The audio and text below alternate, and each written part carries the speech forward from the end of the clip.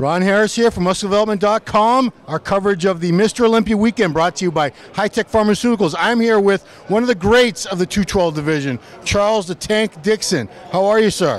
Man, doing good, man. How about yourself, bro? Good. Now, you didn't have to worry about any hurricanes this week where you're from, did you? Nah, actually, I live in the upper part of South Carolina, so the only thing we getting is a lot of wind and the rain. So I talked to my mom earlier, so she said it's just raining and a lot of wind right now. So, but the low part of the state, like Hilton Head, Myrtle Beach area, they get hit pretty hard right about now. So it's a lot of people down from low part of the state that's actually coming up to Greenville, South Carolina, where I'm from. So hopefully, man, it'll die down. Won't do too much damage, I hope. So I saw you earlier in the season at the Arnold Classic where you came this close to winning. Yeah, I know you wanted to win, I know, but you've won a few shows in your time. Has this been a long year? Is it challenging when you do shows all year in the Arnold and the Olympia? Because you must have started prepping for the Arnold back like in December of last year. Yeah, well, actually, right after the Olympia last year, I actually wasn't even planning on doing the Arnold. I had planned on taking a year off from the Arnold and take a break. So when we decided to do it, I had to like about 3 or 4 weeks off.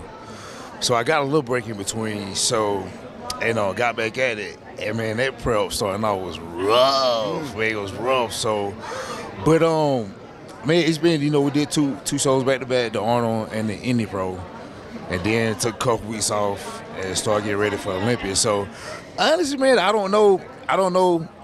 It's been rough, but it hadn't been as bad as I thought it was. I done did multiple shows before to where, man, I didn't think I was going to make it. But I think the little breaks, I took some breaks in between, doing the weeks, doing prep. I guess that helped. And plus, I like to sleep a lot, man, so. Because I got to hand it to you, you're very consistent. I've never seen you off. Even when you're like this much off, you're still usually one of the best conditioned guys up there. So, you must have mastered it by this point. Did it take you a while to get to the point where you could do multiple shows a year and nail your peak every time? Oh, yes, man. I know people who have followed my career know that I was always coming in at the top of the weight class, and I was always those ones that either I had to jump on the scale, jump off the scale, go sit in the sauna, and then come back. And so I always had to do some things to make weight. So, man, that kind of was very taxing on my body at times. So now, man, I kept my weight down in the off season, which made it a lot easier for prep nowadays. So I think that contributed to me, the prep, prep always rough anyway. But I think that makes it a lot easier that I don't have to focus on getting my weight down. So now I'm already kind of downsized a little bit as far as weight. So now the conditioning part has just started to develop throughout the years. So, man, the last couple of years, probably the last 3 or 4 years, man, it's been consistent. Like you say, I brought different packages to shows. I might have been big and conditioning. I might have been, 210, 208, condition-wise big. Condition might have been, some shows condition might have been better than others, but I've been pretty much consistent, pretty much. But now since we kind of developed a formula of keep my weight down in the off season, it made making condition coming to shows now a lot easier. So now, man, I pretty much done nailed it. So now I know what to do during the off season to make sure I come in peak condition. So it's getting easier, man. I guess it come with getting older, I guess. Is this kind of an odd Olympia, because we got Flex is saying goodbye after this. He's all done. Jose's retiring.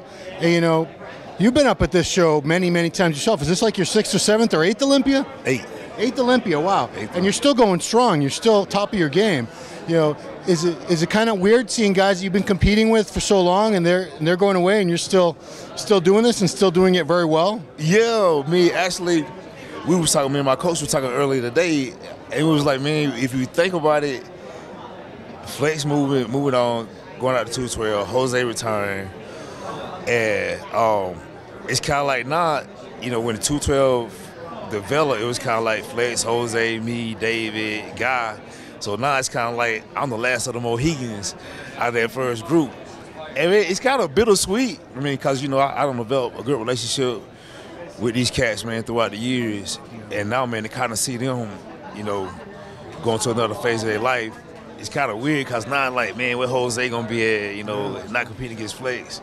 But as far as me, man, it's kind of like, I'm gonna keep going as long as I'm healthy. So it's not. It's kind of like your big brother kind of league, or you had that brother that you went to school with, and they like seniors, and you a junior, and they move on. You got one more year of school left. But yeah, man, I'm healthy, and I still got the fire and desire in my heart to do it. And I think I got that second win, so to speak, as far as my career, man. So like I told Jose, I said, man, you know what? I take on your legacy for you, So I'm gonna keep that. We got the little group, our group, we call the veteran old man group. So I told her I keep representing us well. You're doing a great job. We're looking forward to seeing you one more time. You never disappoint. You're always exciting to watch, always in shape, packed with muscle. They don't call you the tank for nothing. So check this guy out tomorrow night at the show. For Ron Harris, muscledevelopment.com, with coverage of the Olympia weekend brought to you by High Tech. Thanks for watching.